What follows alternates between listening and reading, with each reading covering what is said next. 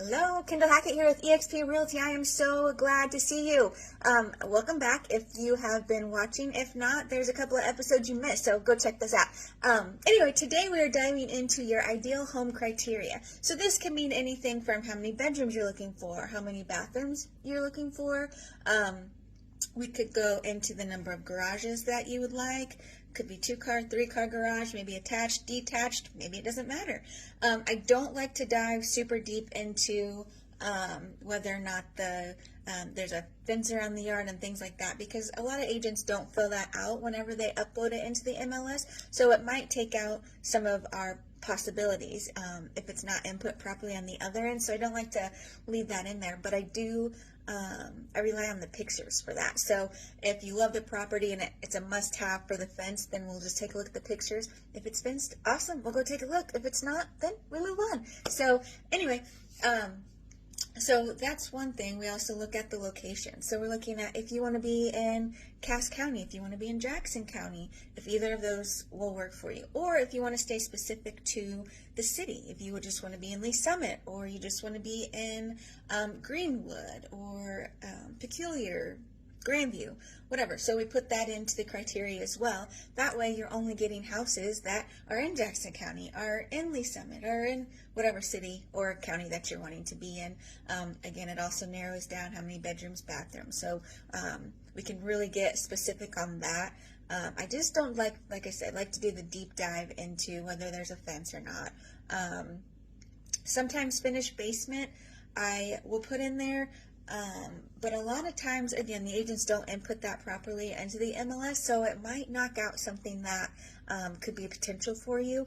And then also, sometimes people just get tired of looking for that perfect house with the finished basement, so at some point they were like, you know what, we can finish the basement ourselves. If it's stubbed for a bathroom, if it's ready for the flooring to just go in and then it's finished, like things like that, a buyer can sometimes decide, you know what, not that big of a deal, let's go take a look at it. So I can dive into that. Once I get that information, I set you up on a home search, and that will give you either emails daily. I could do every other day. We can do once a week. We can do once a month.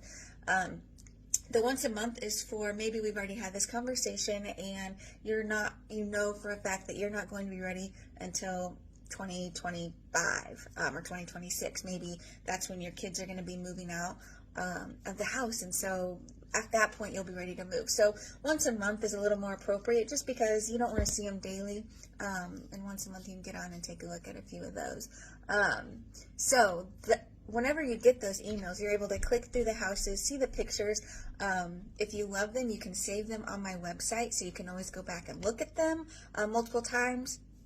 And then it also can allow me to see what you've saved.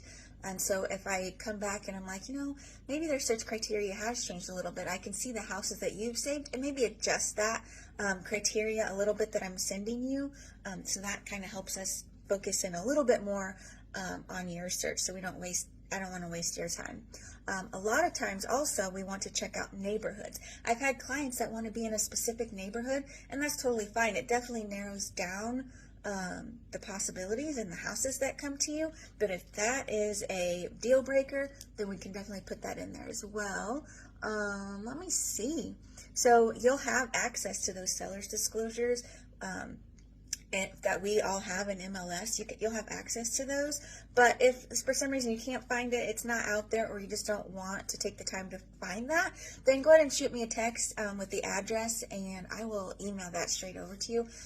The seller's disclosure, which we'll probably talk a little bit more about later, but the seller's disclosure is from the seller, and it just kind of goes over everything about the house, any issues they've had, how old the HVAC is, and any other things going on with the property that the buyer needs to be aware of. So I send that out. Actually, I send that out before we go take a look at the houses, because there might be something on there, like maybe you don't want to deal with an old HVAC system and it says that on the disclosure it's 20 years old. Well, then we don't need to waste time going to see that.